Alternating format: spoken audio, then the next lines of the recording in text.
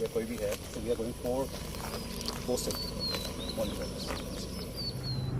সব কিছু ঠিকঠাক থাকলে কোচবিহার জেলার চ্যাংড়াবান্ধা স্থলবন্দরে ইন্টিগ্রেটেড চেকপোস্ট গড়ার কাজ কিন্তু খুব তাড়াতাড়ি শুরু হয়ে যাবে।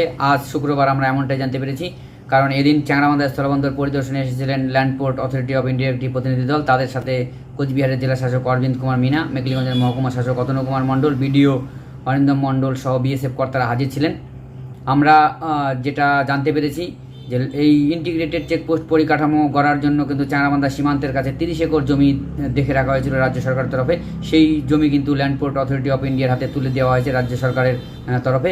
আজ কিন্তু প্রশাসনের কর্তারা সেই জমি পরিদর্শন করেছেন।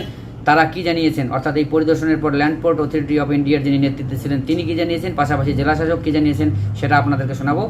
এছাড়াও তারা যে আজ সীমান্তে যে সমস্ত এলাকা পরিদর্শন করেছেন সেই পরিদর্শনের ছবিও আপনাদেরকে দেখাবো। आगे नहीं